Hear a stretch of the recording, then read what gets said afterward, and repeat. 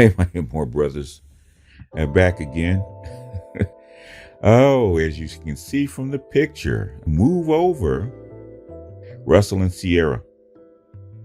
Welcome, Raven and Wiley.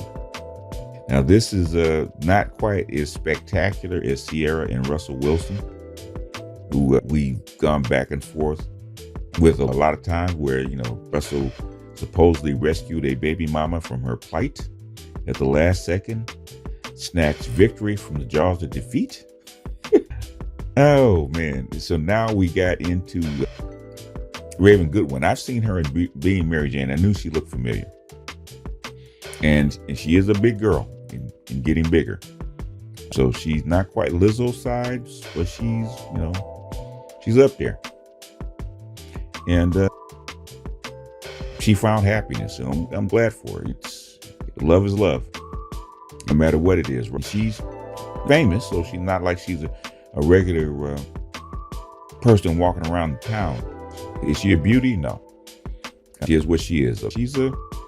She would be classified as a 3, but she found love. She found love. Hopefully Lizzo can take a page out of her book and find her a man. But you see Nicole Michelle in the post saying that Kevin Samuels is wrong, and how all these Kevin Samuelized men are delusional, and don't let all you big girls get disheartened while the Kevin Samuels and his followers, because you too, just like Sierra and Russell Wilson, can find the man of your dreams. Now notice in this picture that she did not pick a guy that's her size. Did she? The guy that she's with, he's tall, he's fit, he's an executive, so he's not poor, he's not broke. He will call a high 92, and she closed the deal. I think they had a baby just before they got married. So she had a baby for him before they got married. She was in a long-term relationship with him, so yeah, kudos to her. But what I don't like is the myth that this projects. This dream that it projects. You too, you can be 300 pounds and you can get a guy just like him that's tall, fit, and rich or well off. And that's what's going to get projected out. Now, that they don't project that for the men. They don't tell a man that if he's the best version of himself, he can be 300 pounds and get a Sierra or a Beyonce or Kelly Rowland or any one of a number of good-looking women. If a man says that, he would be delusional. And the men and the women will tell him that he's delusional. You need to stay in your lane. So it's always funny that these, what I call the educated 4s or successful 3s. Now we got a successful 3 that closed the deal and has the man of her dreams. Now, sometimes you can't make this stuff up. Like I said, sometimes this stuff writes itself. Sometimes the jokes do write themselves. And there's no shade on her. I'm sure that they've been together a long time. I'm sure that their personalities match. I'm sure that she loves him. She better. That's the best she's going to get. And I'm sure that he has a very good reason for marrying her. And she's not a regular person. She's a celebrity. And she's been acting since she was a little girl. I looked at her resume. She's been in this game since she was a little girl, some 20 years ago, 25 years ago. So she's been acting since she was small. And this is her profession. So he married a woman that's actually a celebrity. So kudos to him too. And hopefully he got her on a budget. But like I said, no jokes, no shade. But the thing is, this is the message they're trying to send to all the black women, that you too can cash in on a lottery ticket. And that's what Kevin used to put up with night after night. Not women that were realistic, or not women that actually lived in the real world and thought what they were bringing to the table. They're trying to cash in a lottery ticket. And all they were bringing was $2 in themselves. Doesn't matter that they were fours that have 4 kids by 4 different men. Doesn't matter. I deserve the best man, the 1% man, the 5% man, the 10% man, even though I'm the bottom rung as far as available partners. And I don't mind dating coaches. If you're going to be a coach, which I think most female dating coaches are actually motivational speakers trying to pump a woman's ego up into believing that she's something that she's not. She have a problem with. And that's what Kristen Karazin was trying to tell me. If you want to make money in this game as far as a relationship or dating coach, for women, you're going to have to lie to them. And that's one thing that when I started my Be Just for Women that I didn't want to do, which is lie to them.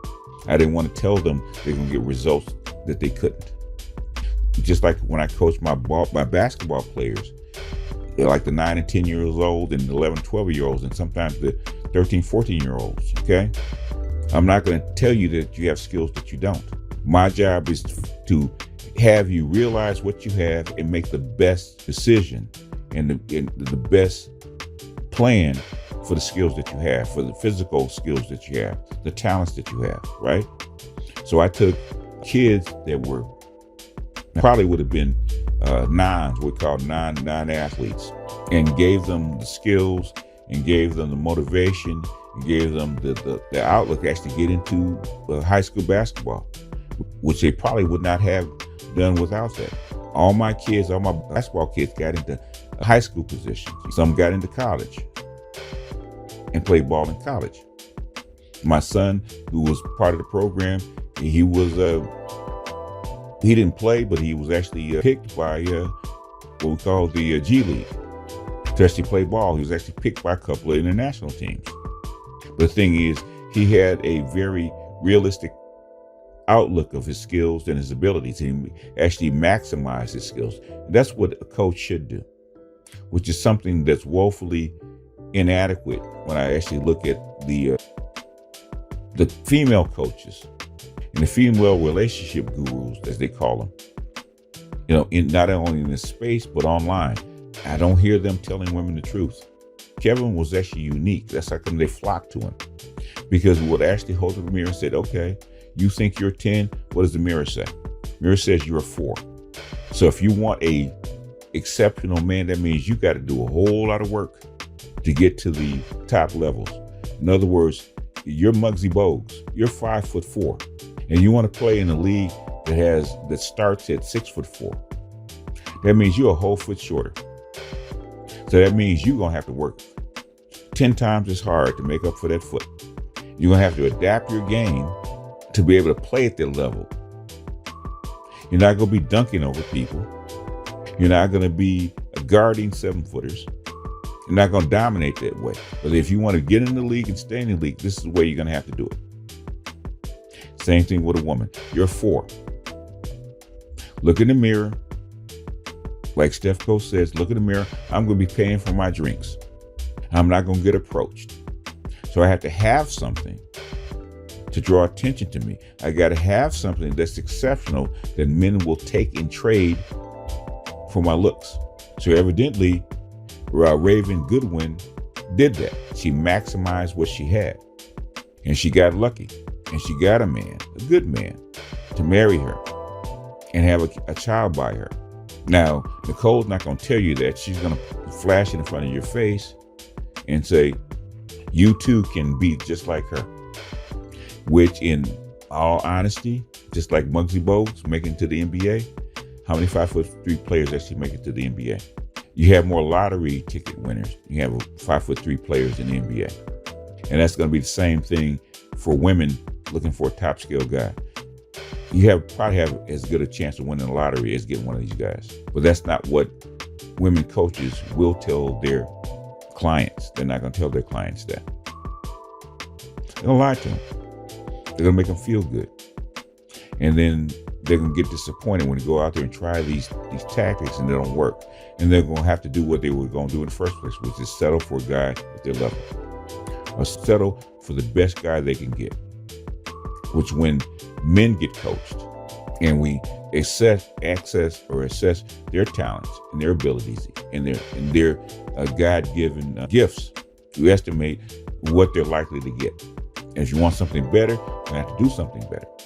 And you have to settle, as women like to call it, settle for what is at your level. Settle for what you can actually grasp instead of reaching for that fruit way at the top of the tree that you can't reach and keep jumping and can't get it. Try to go for the fruit that's within reach, where you can actually jump up and get a little effort and actually get the fruit and eat and fill your belly instead of going hungry. Anyhow, that's all I got for this one. This is BG out, and I'll see you guys on the next one. Peace.